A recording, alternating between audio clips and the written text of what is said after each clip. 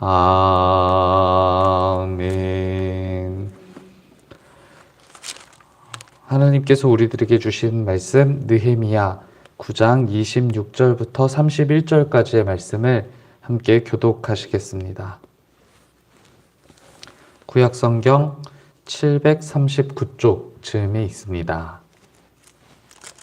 느헤미야 9장 26절부터 31절까지의 말씀,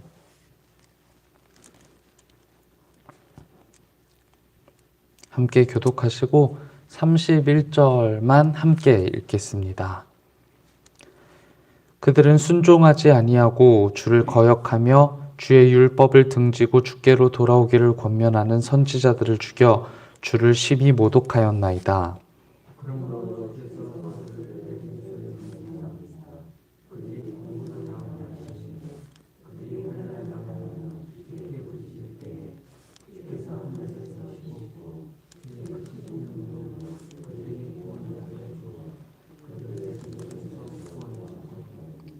그들이 평강을 얻은 후에 다시 주 앞에서 악을 행함으로 주께서 그들을 원수들의 손에 버려두사 원수들에게 지배를 당하게 하시다가 그들이 돌이켜 주께 부르짖음에 주께서 하늘에서 들으시고 여러 번 주의 긍휼로 건져내시고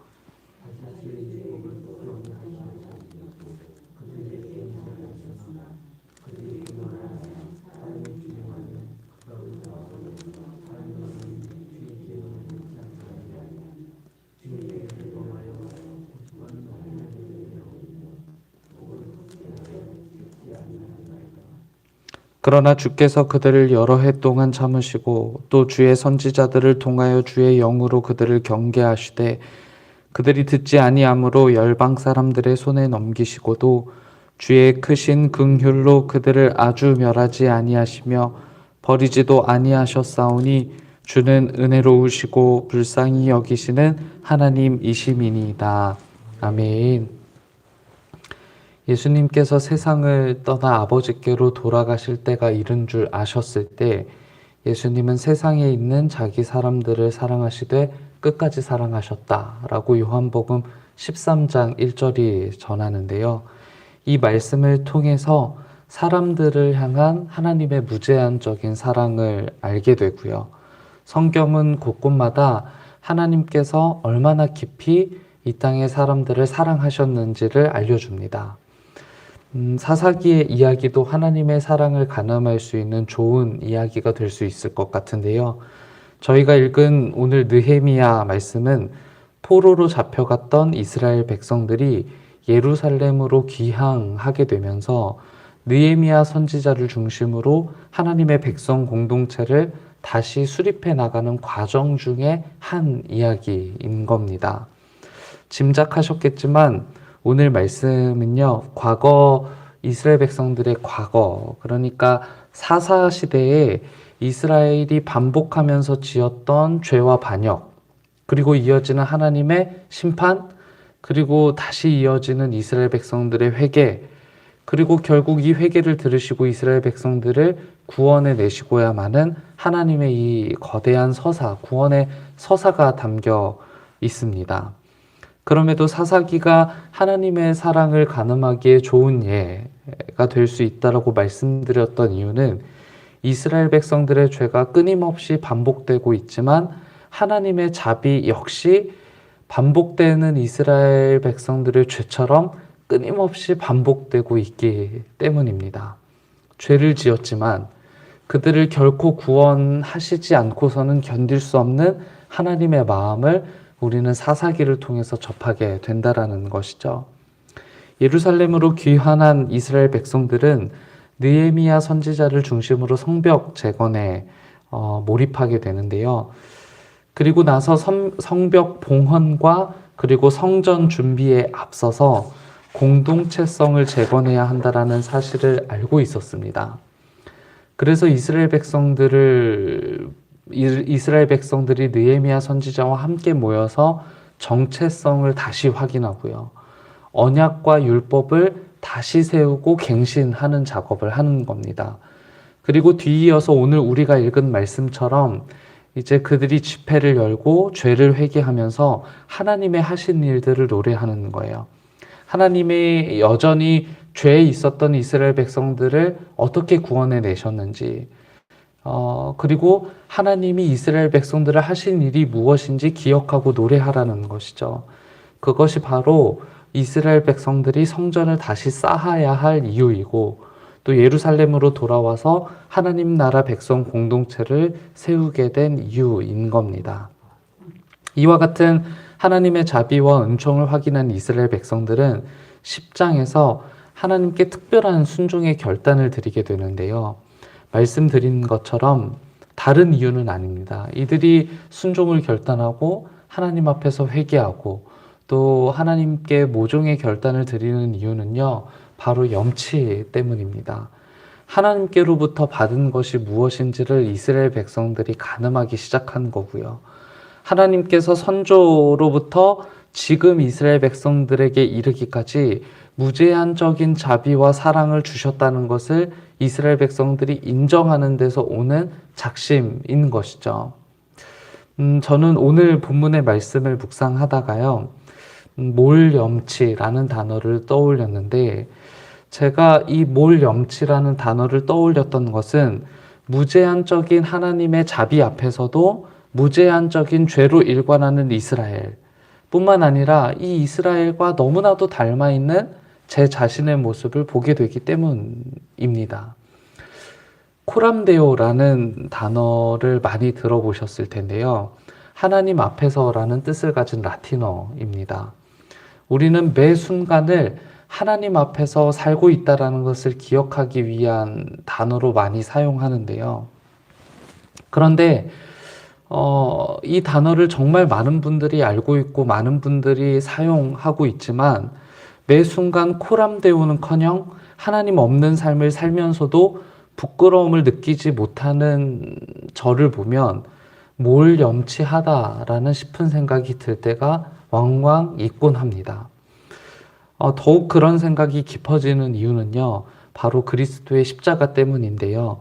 요한복음 13장 1절을 통해서도 사람들을 향한 무제한적인 사랑을 확인하게 되기도 하지만요, 하나님으로부터 끊임없이 끊어져 살길 원하는 인간들을 위해서 하나님이 선택하시고 죽으셨던 자리가 바로 십자가였다라는 거죠. 그 십자가의 자리가 아니고서는 인간을 구원할 수 있는 방법이 전혀 없었기 때문에요. 스스로 죽으시지 않고서는 살릴 수 없었기 때문에 선택하셨던 방법이 바로 십자가였다라는 것이죠. 지난주 수요일에 예수님과 만났던 디두모의 이야기를 전해드리면서요, 그가 만났던 예수님의 형상이 어땠을까 함께 생각해보는 시간을 가졌었잖아요. 분명 디두모가 만난 예수님은요, 찔린 손과 발을 보여주셨고요, 찢기신 몸을 보여주셨어요. 그러니까 디두모가 만난 예수님의 형상은 아주 깨끗하고 말끔한 그런 예수님의 형상이 아니었고, 부활하신 예수님의 형상을 마주하긴 했지만 여전히 찔리신 몸, 여전히 찢기신 몸, 어쩌면 여전히 흘리신 피를 보여주고 계실 예수님의 형상을 디두모가 마주했다라는 거예요.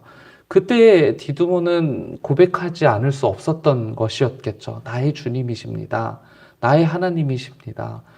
찢긴 몸을 보고 비로소 디두모는 그렇게 예수님을 주인으로 하나님으로 모셔드리게 되었던 거예요. 자신을 위해서 죽으신 예수님이 살아나셨다라는 소식을 전혀 믿고 싶어 하지 않았던 모렴치의 인물에서 비로소 예수님의 형상을 마주하고서는 염치의 인물로 변화가 되었다라는 것이죠. 그런 의미에서요, 염치, 그러니까 부끄러움을 아는 마음은 디두모가 만났던 예수 그리스도가 코람데오, 내 앞에 서 계시다라는 사실을 되새기는 겁니다. 무제한적인 사랑을 베풀어 주신 예수 그리스도께 내가 해드릴 수 있는 일들을 하는 거예요. 나의 주님이십니다. 나의 하나님이십니다. 라는 고백을 드릴 수밖에 없었던 디두모처럼요, 우리가 할 수 있는 하나님을 향한 고백이 무엇인지를 생각해 봐야 한다는 것이죠. 또 성벽 봉헌과 성전 준비를 앞둔 이스라엘 백성들처럼 모종의 결단을 하나님 앞에 드리는 겁니다. 그렇게 오늘 말씀은요, 우리를 모렴치에서 염치 차리는 삶으로의 전환을 기다리게 합니다. 하나님께서 보여주신 자비와 은총에 걸맞는 기도, 하나님께서 보여주신 무제한적인 사랑에 걸맞는 우리의 삶이 차츰차츰 이어질 수 있게 되기를 주님의 이름으로 축복합니다. 함께 기도하겠습니다. 하나님께로부터 받은 것이 무한하다고 고백하면서도 하나님께는 내어드릴 것이 없다고 말하고야만 저는 참 모렴치한 인간입니다. 그럼에도 사랑하신다며 다시 구속의 은혜를 베풀어 주시는 하나님 앞에 찬양과 감사를 드립니다. 저를 모렴치한 사람에서 코람데오, 염치를 차리는 사람으로 변화시켜 주시길 기다립니다. 무엇보다 그리스도께로부터 전부를 받았으니 때로 희생이 필요할 때 감내하는 용기 주시고 때로 순종이 필요할 때 기꺼이 나를 드리는 연습을 이어가게 하옵소서. 그렇게 하나님께 갚아나가는 삶을 살아갈 뿐 아니라 희생과 순종의 삶을 통해 작은 복음의 씨앗 뿌려질 수 있기를 우리는 기대합니다. 우리들의 삶의 자리도 기억해 주시길 바랍니다. 우리가 살아가는 삶의 자리는 꽤 어지러워 더욱 하나님의 손과 마음이 필요합니다. 힘겨운 일상의 주인 되시는 그리스도를 기억하게 도와주시고 우리의 일상을 주님이 이끌어 주셔서 하나님을 사랑하고 이웃을 사랑하는 데 부족함이 없는 일상 되도록 안내해 주옵소서. 그럼에도 힘겨운 일상 속에서 고통하고 신음하는 환우들, 경제적으로 어려움을 겪고 있는 교우들, 가정적 문제와 여러 가지 문제로 고민하는 모든 이들에게 찾아가 주시길 바랍니다. 힘겹더라도 더욱 주님을 찾게 하시고 힘겹더라도 환난 가운데 임하시는 하나님을 경험하는 시간, 그리고 결국 사막에 길을 내시는 하나님을 알게 되는 시간이 되게 도우시옵소서.